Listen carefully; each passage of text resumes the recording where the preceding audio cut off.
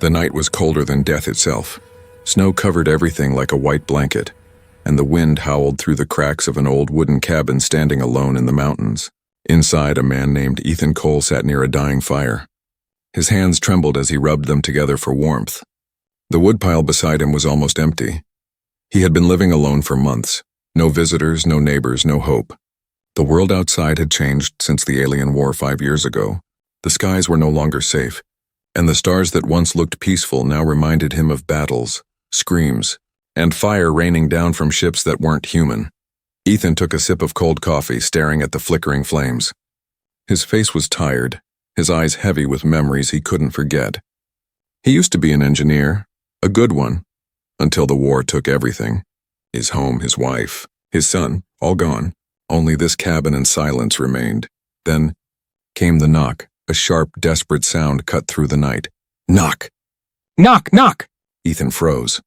His heart skipped. No one ever came here. No one should even know this place existed. He grabbed the old rifle from beside the wall and slowly moved toward the door. The wind whistled through the cracks as another knock echoed, weaker this time, like someone was losing strength. "Who's there?" Ethan shouted. No answer. Only the wind. He waited. The fire crackled. Then a faint voice on a soft trembling where it came from the other side. "Please open the door." It was a woman's voice, but there was something strange about it. Too calm, too smooth, almost. Melodic. Ethan hesitated. It could be a trap. Bandits sometimes use tricks like that. Or worse. Aliens still hiding after the war. His finger rested on the trigger. "Go away," he warned. "You don't want to be here." The voice came again, weaker. "I'll die if you don't let me in. Please, it's so cold." Something inside Ethan shifted. He knew what dying in the cold felt like. He had seen enough frozen bodies on the battlefield. With a heavy sigh, he unbolted the door and pulled it open. A wave of icy air burst in, snow swirling around his feet. And there, standing in the storm, one was a woman, but she didn't look normal. Her skin shimmered faintly like silver dust under moonlight. Her eyes glowed a soft blue and tiny crystals formed in her white hair.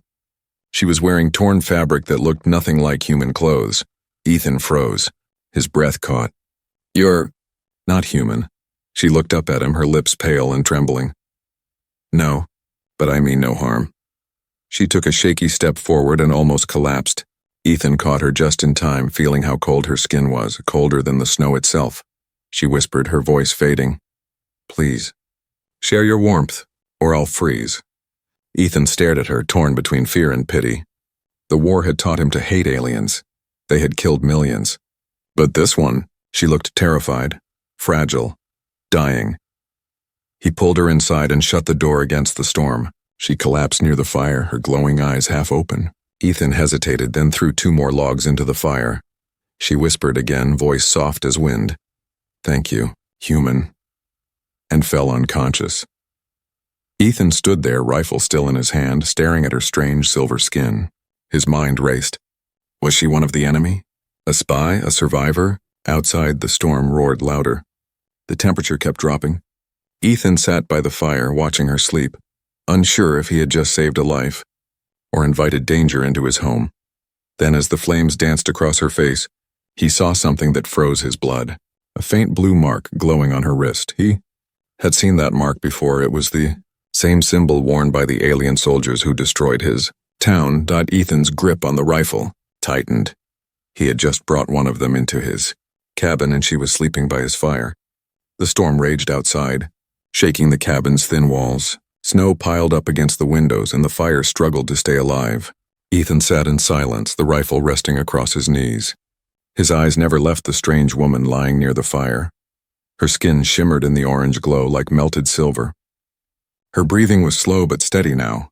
The faint blue mark on her wrist glowed brighter with every heartbeat, the same mark he had seen on alien soldiers during the war. He couldn't stop staring at it. That mark had haunted his dreams for years. It was the sign of the Aurelians, the alien race that started the invasion. They came to Earth claiming peace, but peace turned to destruction. They had burned his city, taken his family, and left him with nothing. And now one of them was sleeping in his cabin. Ethan's hand tightened on the rifle. He could end it right now. One pull of the trigger and she'd be gone. No more questions. No more danger. but something inside him stopped him. Maybe it was the memory of her weak voice outside the door. Maybe it was the way she had begged, not as a warrior, but as someone scared of dying. He sighed and lowered the gun. The fire cracked softly. The alien woman stirred, her lips moving slightly. Then slowly her eyes opened, glowing a faint icy blue. "Where am I?" she whispered. Ethan stood, keeping distance. "You're in my cabin," he said firmly. "You almost froze to death." She blinked, confused. "Cabin? Human shelter?" "Yes," he replied coldly. "Human shelter. And you're lucky I didn't throw you back into the storm." The woman tried to sit up but groaned in pain. Her hands trembled. Ethan noticed the frostbite on her fingers. Even her alien body wasn't built for this kind of cold. "What's your name?" he asked. She looked up, her eyes soft but wary. "My name is Lyra." "Lyra," he repeated. "You're Aurelian, aren't you?" Her expression changed. Fear flickered in her eyes. "You know my kind." "Oh, I know them," Ethan said bitterly. "Your kind destroyed everything. My home, my people. My son." Lyra's lips parted slightly. She looked down, her voice shaking. "Not all Aurelians wanted the war. Some of us tried to stop it." Ethan laughed bitterly. "That's what they all say." She looked up at him, tears forming in her glowing eyes. "I'm not your enemy, Ethan Cole." His body stiffened. "How do you know my name?" Lyra hesitated. "Because I was sent to find you." The air grew heavy. The fire popped, sending a spark into the darkness. Ethan took a step forward, rifle half raised. "Sent to find me? By who?" Lyra's voice trembled, but her words were calm. "By someone who believes humans and Aurelians can still save each other." He frowned. "Save each other? From what?" Lyra closed her eyes as if remembering something painful. "The war wasn't the end, Ethan. The destruction changed more than your world. It broke ours too. The cold storms you see, they're not natural. They're spreading because of what our technology did to your planet's core. Soon everything will freeze. Both worlds." Ethan stared at her. "You expect me to believe that?" She nodded weakly. "I came here with data, proof. But my ship crashed in the mountains. I barely escaped before it exploded. I've been walking in the snow for days, searching for you, for me." "Yes," Lyra whispered. "Because you once built something powerful. A machine that could turn energy into warmth. A stabilizer. You called it Project Ember." Ethan froze. He hadn't heard that name in years. It was his invention, the one that could have stopped the global cooling after the war. But the government shut it down when the Aurelians attacked. "How do you know about that?" he demanded. Lyra's voice grew faint.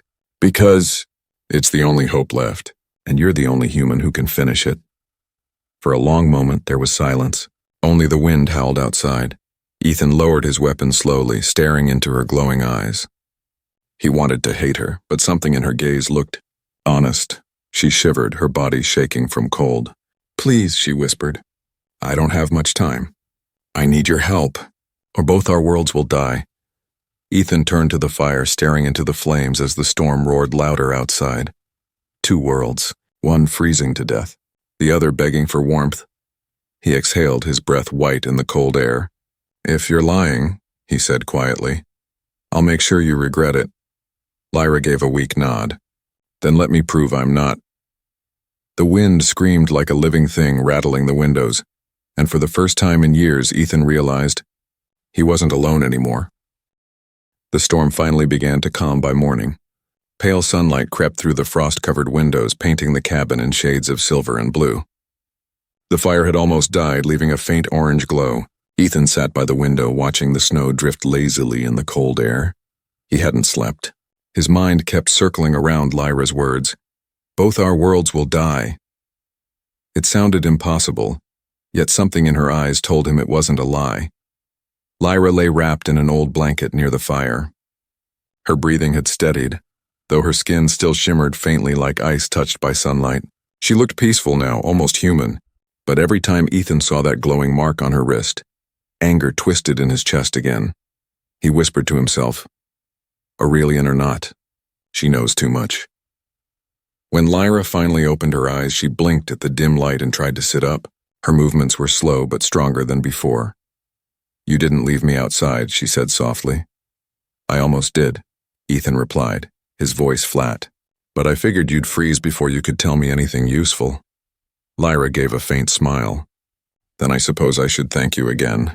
Human mercy is strange, he ignored the comment. You said your ship crashed where? 2 miles east of here, she said quietly. It's buried in the snow near the frozen lake. My data core is still inside. It has everything we need to stop the freeze. Ethan rubbed his forehead. And you expect me to just walk into a snowstorm for alien tech? Lyra looked at him, her expression steady. If you want to live. Yes, Ethan stared at her for a long moment, then sighed. Fine, but if this is some kind of trick. She finished his sentence softly. You'll shoot me. I know, he didn't answer. He grabbed his winter coat, an old scarf, and the rifle. Lyra stood, pulling the blanket tighter around her shoulders. She seemed fragile, but there was a quiet strength in her movements, like someone used to surviving against impossible odds. The journey. The wind bit into their faces as they stepped outside. The forest was buried under white silence. Each breath turned to mist. Ethan led the way, his boots crunching in the deep snow. Lyra followed, her glowing eyes scanning the frozen world like she was seeing it for the first time. After some time, Ethan broke the silence. Why me? Out of all the humans alive, why find me? Lyra's voice was soft, almost carried away by the wind. Because your invention, Project Ember, was the only human creation that gave warmth without destroying energy. It could stabilize the balance between heat and cold. My people studied your work, secretly. He frowned. You studied it? During the war? Yes, she admitted. Even while the fighting continued, some of us wanted to learn, not conquer. You were the only human scientist we believed could save what was left of both worlds. Ethan shook his head. You killed my family. Lyra lowered her gaze. I didn't. But my kind did. And I can't erase that. All I can do is try to stop more deaths. The words hung in the frozen air. Ethan said nothing more. The crash site, after hours of walking, they reached the frozen lake. The wreck of Lyra's ship jutted out from the ice like the bones of a giant beast. The silver metal was twisted and burned, half buried under snow. A faint blue glow pulsed from cracks in the hull. Lyra hurried forward, her eyes wide with both pain and relief. It's still here. Ethan followed cautiously, rifle ready. That thing safe? Not exactly, she said. The power core's unstable. We need to get the data unit and leave before it collapses. She moved with surprising skill, pressing her palm against a smooth panel. It lit up, recognizing her touch. The hull opened with a low hiss, releasing a puff of icy vapor. Inside, strange lights blinked across alien consoles. The air smelled like ozone and metal. Ethan's breath caught. It was the first alien ship he had ever seen up close. The walls shimmered, almost alive, and the controls looked grown rather than built. Lyra reached toward a glowing cube embedded in the control panel. This is the data core, she said. Everything about the planetary freeze is in here. Just as she pulled it free, a deep vibration shook the wreck. The floor cracked beneath them. Move, Ethan shouted. They stumbled out as the ice groaned and split. The wreck sank slowly, steam rising as energy from the broken core met the freezing water below. They collapsed in the snow, gasping. Lyra clutched the glowing cube close to her chest. We have it, she breathed. Ethan turned his head to look at her. Her silver hair sparkled with frost, and her glowing eyes reflected the dying ship. What now? He asked. Lyra looked up at the sky. The sun was faint, pale, and weak. Now, she said quietly, we find a way to make your ember burn again. Ethan looked back at the sinking ship, then at the alien woman beside him. He didn't trust her. He didn't understand her, but for the first time in years he felt something new. Purpose. The sky had turned gray by the time Ethan and Lyra returned to the cabin. The storm clouds hung heavy like the world itself was holding its breath. Snow clung to their coats as they stumbled inside, slamming the door shut against the cold. Ethan dropped his rifle by the wall and sat down heavily. His hands shook from exhaustion. Lyra, clutching the glowing cube, knelt beside the fire and set it down carefully. The blue light from the data core reflected off her silver skin, making the small room look otherworldly. Ethan stared at the cube. That thing's the reason we almost froze to death? Lyra smiled faintly. It's also the reason we're still alive. Inside it is everything we need to restart Project Ember. Ethan frowned. That project was shut down years ago. The government destroyed the main stabilizer after the invasion. It can't be rebuilt with junk and firewood. Lyra tilted her head. a spark of confidence in her glowing eyes. You underestimate yourself, Ethan Cole. You built it once in a bunker with only half the equipment you needed. I've seen the blueprints. You can build it again? He raised an eyebrow. You read my classified files? Yes, she said softly. We studied everything about you. Not as an enemy, but as a possible savior. Ethan looked away. That's funny.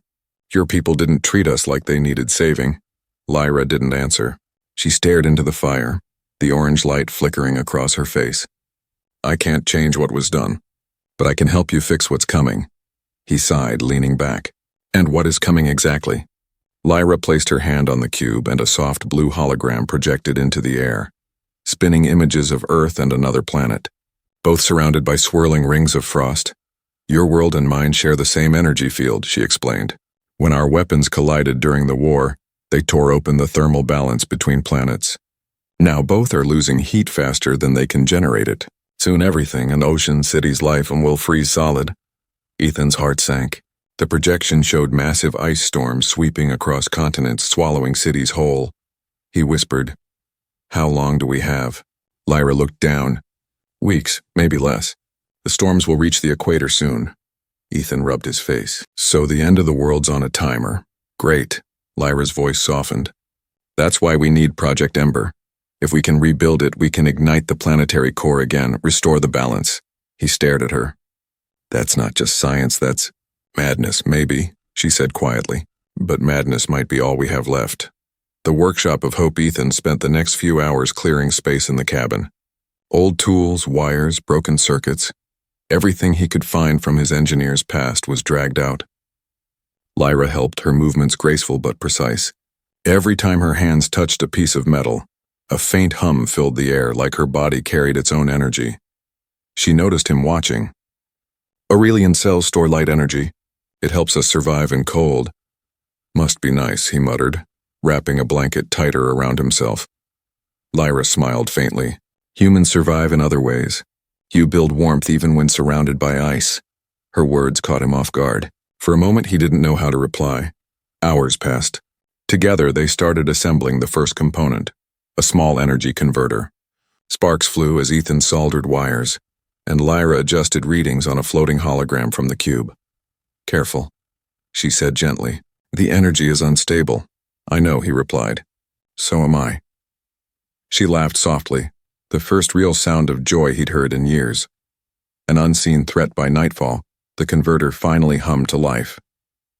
A soft orange glow filled the cabin. Ethan wiped sweat from his brow. It's working, Lyra smiled. This is only the beginning. If we can amplify this energy, we might light the first ember. But just as hope began to rise, a sudden pulse of static filled the air. The blue cube flickered violently, the hologram glitching. Lyra's expression turned pale. No, she whispered. They found us, Ethan tensed. Who? The hunters, she said. Aurelian soldiers, the last ones loyal to the war command. They track energy signals from lost ships. Ethan grabbed his rifle. How far? Not far enough, she said grimly. They'll be here before dawn. Ethan looked at her. The fear in her eyes wasn't fake. He knew that look. It was the same one he'd seen in soldiers before a battle they couldn't win. He loaded the rifle and nodded. Then we finish what we can. And fight when they arrive. Lyra's glowing eyes met his. You'd fight your own nightmares. For me? Ethan hesitated. For my world, he said. Then softer. And maybe for you. Outside, the wind began to rise again. The snow howled like a warning from the mountains. Inside the cabin, the first spark of Project Ember burned. Fragile, flickering, but alive. And somewhere in the frozen distance, shadows moved closer. The night outside the cabin was thick with silence, the kind that came before something terrible. The storm had faded, but the wind still whispered through the trees, carrying an eerie hum that didn't sound natural. Ethan stood near the window, his rifle gripped tight, eyes scanning the white wilderness. He could feel it, movement in the distance, shadows shifting beneath the snow.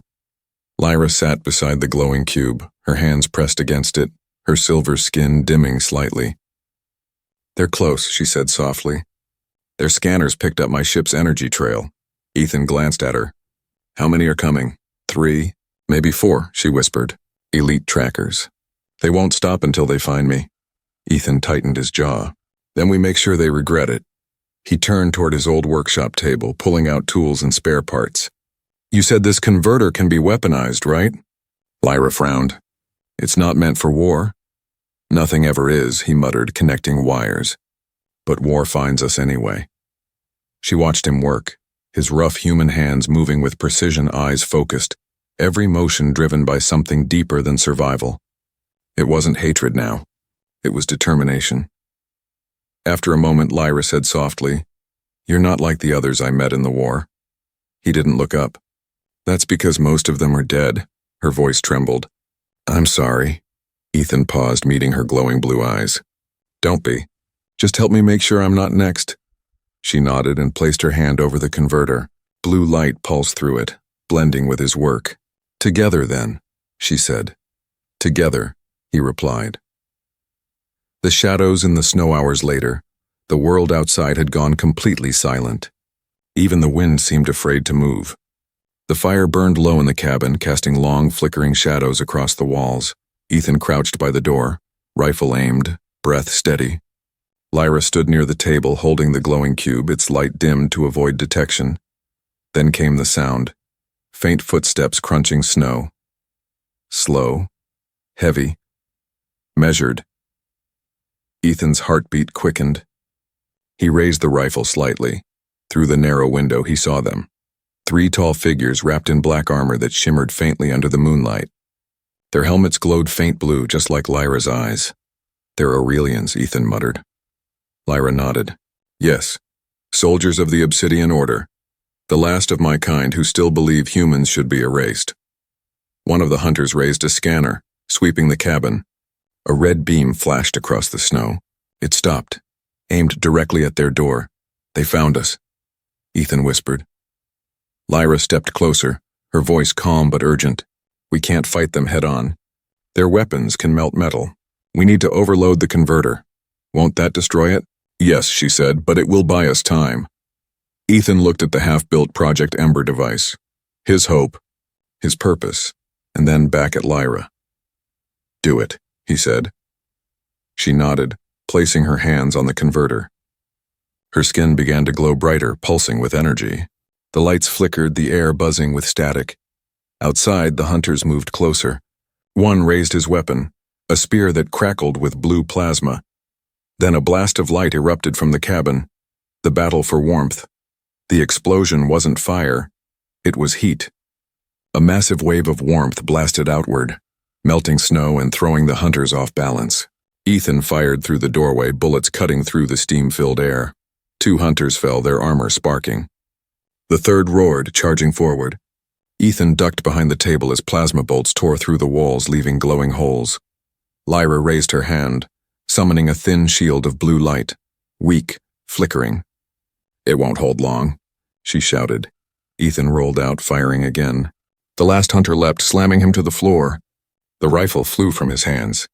The creature's helmet cracked open, revealing a pale, luminous face, alien, cold, expressionless. Ethan grabbed a shard of metal from the floor and drove it into the creature's throat. Blue blood splattered across the wooden boards. The hunter convulsed, then fell still. Silence returned. Only the fire crackled. Ethan lay on his back, chest heaving. Lyra rushed to him, kneeling. "You're hurt," she said, touching a burn on his arm. "I'll live," he muttered, wincing. "Are they dead?" She nodded. "For now." The cabin was a mess, walls scorched, air thick with smoke. The converter lay shattered on the floor, its light fading. Lyra picked up a broken piece, her face heavy with regret. "The ember core is damaged. We'll have to start again." Ethan sat up slowly, watching her. "We still have the data cube." "That means we still have a chance." Lyra looked at him, surprised by his calm. "You'd still help me after this?" He gave a tired smile. "You saved me first. Now it's my turn." Her eyes softened. "Ethan Cole. Maybe humans are stronger than we ever believed." He chuckled quietly. "Or maybe we're just too stubborn to die." Outside, the horizon flickered with strange lights, green and blue auroras dancing across the sky. It was beautiful, but unnatural. Lyra's expression darkened. "It's starting," she whispered. "The planet's energy is collapsing faster than I thought." Ethan stood, his face hardening. Then we work faster. Together they began gathering what was left of the converter, their breath fogging in the icy air. The night outside was quiet again, but both knew the storm wasn't over, because now, the war wasn't between humans and aliens anymore, it was between life and extinction. The cabin was gone by morning. They had packed what little remained, the cracked data cube, the broken converter, and a few tools that still worked. Smoke curled from the roof where plasma bolts had burned holes through the wood. The air smelled of ash and snow. Ethan stood outside, tightening the straps of his bag. Lyra was beside him, silent, her silver hair whipping in the wind. The 3 alien hunters lay buried beneath the snow behind the cabin, a cold grave for colder enemies. Ethan stared at the horizon. The sun was faint, a weak circle behind gray clouds. "We can't stay here," he said. Lyra nodded. "The heat pulse we created will draw more of them, and the ember components we need are not here," he frowned. "Then where?" Lyra hesitated, then looked up at him. "Your old world's wounds still hide answers. You once built your prototypes under a military facility, right, didn't you?" Ethan's eyes narrowed. "You mean the Atlas bunker?" "Yes," she said softly. "We intercepted human signals years ago. The bunker survived, and it might still have what we need. The heart of Project Ember." Ethan stared at the mountains in the distance. That place was a ghost. He hadn't been there since the last war day, when the Aurelians bombed it from orbit. "I buried my past there," he muttered. Lyra looked at him, her eyes glowing faint blue. "Then it's time to dig it up again."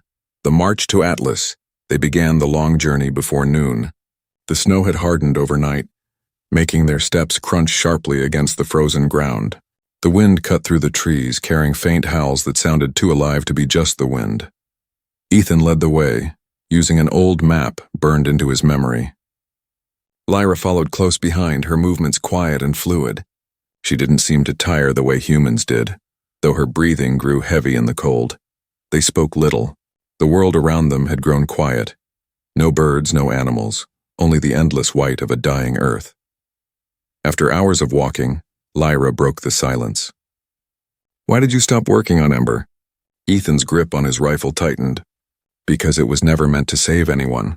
Lyra looked confused. "What do you mean?" He sighed, his breath white in the air. "The government changed my designs. They said it was for defense, but they turned it into a weapon on a planetary torch. If it had been activated during the war, it could have burned half the Earth." Lyra stopped walking. "So it was built to destroy, not to save?" "Yes," he said quietly. "That's why I destroyed my lab and disappeared. I couldn't let them use it." Lyra's voice trembled. "And now you're trying to rebuild it, to save us all. Isn't that ironic?" Ethan gave a bitter smile. "Maybe redemption looks a lot like irony." They continued in silence until the mountains loomed ahead, jagged, dark, and ancient. Somewhere beneath that frozen rock was the Atlas bunker. The ghosts of Atlas by sunset, they found it. Half buried under ice, the entrance to the bunker looked like a scar on the earth, a thick metal door sealed by decades of silence. The faded symbol of the old Earth Federation was barely visible beneath frost and snow. Ethan brushed the snow off and examined the control panel. It was dead. No power, no response. Lyra stepped forward, placing her glowing hand against the panel. "Let me try." Her light spread through the metal like veins of energy. The old systems flickered, hissed, then powered on. With a low rumble, the massive door slowly began to open. Inside was darkness, deep, cold, endless. Ethan took a deep breath. "Welcome to the end of humanity's hope," he muttered. Lyra followed him inside. The air smelled like rust and dust. Frozen lights lined the ceiling, flickering weakly as they walked down the corridor. Walls were cracked and old screens displayed dead code. Then, as they turned a corner, Ethan froze. On the far wall in large red letters, someone had painted Project Ember, "Do not restart." Lyra looked at him. "What does it mean?" Ethan swallowed hard. "It means someone tried to finish what I started, and failed." The discovery, they reached the main control room, a massive chamber filled with machines frozen in time. In the center stood a huge cylindrical pod encased in glass and ice. Inside it, glowing faintly, was a golden sphere, the Ember core. Lyra stepped closer, her voice trembling. It's still active. Ethan placed his hand on the glass. The warmth pulsed faintly through it. A heartbeat of fire beneath ice. I can rebuild the stabilizer here, he said. If we link this core to your data, we might reignite the planetary field. Lyra smiled faintly. Then hope still lives. But before Ethan could answer, a sound echoed through the hall. A low metallic growl. The lights flickered again. Then a cold voice filled the room. Unauthorized presence detected. Reclaiming Ember prototype. Ethan's face went pale. That's not a person. From the shadows, shapes emerged. Tall, mechanical figures, glowing red eyes cutting through the dark. Human machines built decades ago to protect the facility, now turned into hunters. Lyra whispered, Ethan, we're not alone. He raised his rifle, heart pounding. Then let's make sure we're not the ones who freeze. The sound of metal echoed through the bunker. Each clang was slow, heavy and deliberate, like something ancient was waking up after a long sleep. Red lights flickered to life, bathing the frozen walls in a warning glow. Ethan and Lyra stood shoulder to shoulder, surrounded by towering machines that moved with jerky precision. Their glowing eyes turned toward them, cold, red, unfeeling. Security automatons, Ethan whispered. They were programmed to protect Project Ember at any cost. Lyra's voice was calm but tight. And now they see us as intruders. The first machine lunged forward, its arm transforming into a plasma blade. Ethan fired his rifle. Sparks exploded, but the bullet only dented the metal. Another robot advanced from the side, heavy feet crushing the ice beneath. Lyra raised her hands. Blue energy pulsed from her palms, striking the machines with a wave of light. 2 staggered circuits burning, but more kept coming. Fall back, Ethan shouted, dragging Lyra behind an overturned console. Metal shards flew past them, slicing into the walls. Lyra's energy shield flickered. There are too many. Ethan's eyes darted to the glowing sphere, the Ember core still pulsing behind its glass. If we can power it up, it'll release enough heat to fry their systems. Lyra looked at him, shocked. It could also kill us. He gave a grim smile. Yeah, well, we're running out of options. Igniting hope, Ethan ran across the room, bullets sparking behind him as the automatons fired. He reached the control panel beside the core, a mess of frozen levers and shattered screens.